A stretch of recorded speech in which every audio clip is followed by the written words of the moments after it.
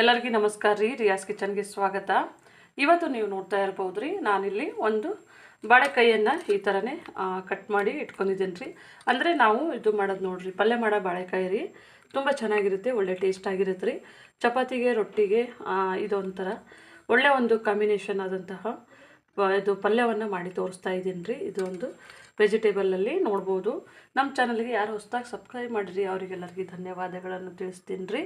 ಇವತ್ತು ಬೇಗನೆ ಫಟಾಫಟ್ ಅಂಥೇಳಿ ಮಾಡ್ಬೋದು ರೀ. ನಾನು ಬಾಣಲಿಯನ್ನು ಬಿಸಿಗೆ ಇಟ್ಕೊಂಡಿದ್ದೀನಿ ರೀ. ಈ ಬಾಣಲಿಗೆ ನೋಡಿರಿ ಒಂದು 2.5 ಟೇಬಲ್ ಸ್ಪೂನಷ್ಟು ಆಯಿಲನ್ನು ಹಾಕೋತಾ ಇದ್ದೀನಿ ರೀ. ಅಂದರೆ ನಮಗೆ ಇದು ಫ್ರೈ ಮಾಡೋಕ್ಕೆ ಬೇಕು ನೋಡಿರಿ. ಹಾಗಾಗಿ ಇವಾಗ ಸ್ವಲ್ಪ ಆಯಿಲ್ ಬಿಸಿ ಆದಾಗೆ ನಾವು ಬಾಳೆಕಾಯಿ ಮತ್ತು ಆಲೂಗಡ್ಡೆ, ಒಂದು ಸ್ಮಾಲ್ ಸೈಜ್ ಆಲೂಗಡ್ಡೆ ತೊಗೊಂಡಿದ್ದೀನಿ ರೀ. ಇದು ಕಾಂಬಿನೇಷನ್ ಚೆನ್ನಾಗಿರುತ್ತೆ. ಇವಾಗ ಇದು ಹಾಕಿದ್ಮೇಲೆ ನೋಡಿರಿ ಚೆನ್ನಾಗಿ ನಾವು ಸ್ವಲ್ಪನೇ ಒಂದು 5 ನಿಮಿಷಗಳ ಕಾಲ ಇದನ್ನು ಆಯಿಲಲ್ಲಿ ಫ್ರೈ ಮಾಡ್ಕೋಬೇಕು ರೀ. ಇವಾಗ ನಮ್ಮದು 5 ನಿಮಿಷ ಫ್ರೈ ಆಗಿದೆ ರೀ. ಇವಾಗ ಈ ಟೈಮ್ನಲ್ಲಿ ನಾನು ಒಂದು ದೊಡ್ಡ ಸೈಜ್ ಈರುಳ್ಳಿಯನ್ನು ಹೆಚ್ಚಿಟ್ಕೊಂಡಿದ್ದೀನಿ ರೀ. ಇವಾಗ ಈರುಳ್ಳಿ ಹಾಕಿ ಇದನ್ನು ಸಹ ಬಾಡಿಸ್ಕೊಳ್ಳೋಣ ರೀ.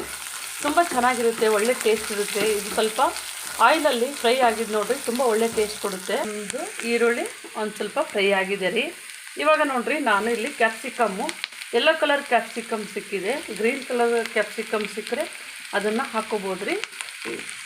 ಇದನ್ನು ಒಂಚೂರು ಇದರ ಒಟ್ಟಿಗೆ ಬಾಡಿಸ್ಕೋಬೇಕು ರೀ. ಎಲ್ಲನೂ ಒಂದು 2 ನಿಮಿಷಗಳ ಕಾಲ ನಾವು ಬಾಡಿಸ್ಕೋಬೇಕಾಗುತ್ತೆ ರೀ. ಇದನ್ನು ಮುಚ್ಚಳವನ್ನು ಮುಚ್ಚಿ 2 ನಿಮಿಷ ಇವಾಗ ನಮ್ಮದು 2 ನಿಮಿಷ ಆಗಿದೆ ರೀ.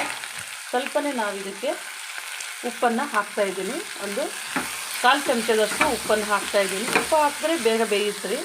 ಇವಾಗ ನಾವು ಇದನ್ನು ಓಪನ್ ಮಾಡ್ಕೊಂಡು ನೋಡಿರಿ, ನಾನು ದೊಡ್ಡ ಸೈಜಿಂದು 2 ಟೊಮೆಟೊನ ಹೆಚ್ಚಿದ್ದೀನಿ. ಇವಾಗ ಈ ಟೊಮೆಟೊವನ್ನು ನಾವು ಸ್ವಲ್ಪನೇ ಒಂದು 1/4 ಚಮಚದಷ್ಟು ಅರಿಶಿಣವನ್ನು ಹಾಕ್ಕೊಂಡು ಚೆನ್ನಾಗಿ ಮಿಕ್ಸ್ ಮಾಡೋಣ ರೀ. ಅಂದರೆ ಸ್ವಲ್ಪ ನಮ್ಮ ತರಕಾರಿ ಎಲ್ಲ ಚೆನ್ನಾಗಿ ಬೇಯಬೇಕು. ಇವಾಗ ಇದಕ್ಕೆ ನೋಡಿರಿ ಒಂದು ಸ್ಪೂನಷ್ಟು ನಾನು ಶುಂಠಿ ಬೆಳ್ಳುಳ್ಳಿ ಪೇಸ್ಟನ್ನು ಹಾಕ್ತಾಯಿದ್ದೀನಿ. ಅಂದರೆ ಸ್ವಲ್ಪ ನಾನು ರೆಡಿಮೇಡ್ ತಂದಿದ್ದೀನಿ, ಮನೆಗೆ ಮಾಡೋದಾಗಿಲ್ಲ, ಹಾಗಾಗಿ ಅದನ್ನು 1 ಸ್ಪೂನು ಹಾಕ್ಕೊಂಡಿದ್ದೀನಿ ರೀ. ಇವಾಗ ಇದಕ್ಕೆ ನೋಡಿರಿ ನಾವು ಸ್ವಲ್ಪನೇ ಬಟಾಣಿಯನ್ನು 1 ವಿಜಿಲ್ ಮಾಡಿಸಿ ಇಟ್ಕೊಂಡಿದ್ದೀನಿ. ಇದು ಚೆನ್ನಾಗಿರುತ್ತೆ, ಇದ್ರ ಜೊತೆಗೆ ಒಳ್ಳೆ ಒಂದು ಟೇಸ್ಟ್ ಆಗಿರುತ್ತೆ ರೀ. ಇದನ್ನು ಸಹ ಮಿಕ್ಸ್ ಮಾಡೋಣ. ಇವಾಗ ಇದಕ್ಕೆ ಕೆಲವೊಂದು ನಾವು ಸ್ವಲ್ಪ ಪೌಡ್ರ್ಗಳನ್ನು ಆ್ಯಡ್ ಮಾಡ್ಕೊಳ್ಳೋಣ ರೀ. ಇದೊಂದು ಅರ್ಧ ಟೀ ಸ್ಪೂನಷ್ಟು ಜೀರಿಗೆ ಪುಡಿ ಇದೆ. ಜೀರಿಗೆ ಪುಡಿ ಇಲ್ಲ ಅಂತಂದ್ರೆ ಜೀರಿಗೆನ ಹಾಕ್ಕೋಬೋದು ರೀ. ಅಂದರೆ ಜೀರಿಗೆ ಪುಡಿ ಹಾಕಿದ್ರೆ ಟೇಸ್ಟ್ ಚೆನ್ನಾಗಿ ಬರುತ್ತೆ. ಒಂದು ಅರ್ಧ ಚಮಚದಷ್ಟು ಧನಿಯಾ ಪುಡಿಯನ್ನು ಹಾಕ್ತಾಯಿದ್ದೀನಿ ರೀ. ಮತ್ತು 1 ಚಮಚದಷ್ಟು ನೋಡ್ಬೋದು ಅಚ್ಚ ಖಾರದ ಪುಡಿಯನ್ನು ಹಾಕ್ತಾಯಿದ್ದೀನಿ ರೀ. ಅಚ್ಚ ಖಾರದ ಪುಡಿ ಇದು ಹಾಕಿಬಿಟ್ಟು ಇದು ಚೆನ್ನಾಗಿ ನಾವು ಮಿಕ್ಸ್ ಮಾಡ್ಕೊಳ್ಳೋಣ ರೀ. ಅಂದರೆ ನಮ್ಮದು ಸ್ವಲ್ಪ ಹಾಕಿದೆಲ್ಲ ಮಸಾಲ ಐಟಮ್ ಎಲ್ಲ ಚೆನ್ನಾಗಿ ಇದ್ರ ಜೊತೆಗೆ ಹೊಂದ್ಕೊಂಡು ಬೇಯಬೇಕಾಗುತ್ತೆ. ಇದೆಲ್ಲ ಮಿಕ್ಸ್ ಮಾಡಿದ್ಮೇಲೆ ಒಂದು 2 ನಿಮಿಷ ಬೇಯಿಸೋಣ ರೀ. ಇಲ್ಲಿ ಒಂದು 2 ಮುಷ್ಟಿಯಾಗಷ್ಟು ಶೇಂಗದ ಕಾಳನ್ನು ಹುರಿದು ಇಟ್ಕೊಂಡಿದ್ದೀನಿ ರೀ. ಇದನ್ನು ನಾನು ಮಿಕ್ಸಿಗೆ ಹಾಕೋತಾ ಇದ್ದೀನಿ. ಇವಾಗ ನೋಡ್ಬೋದು ರೀ, ನಮ್ಮದು ಪುಡಿ ರೆಡಿ ಆಗಿದೆ.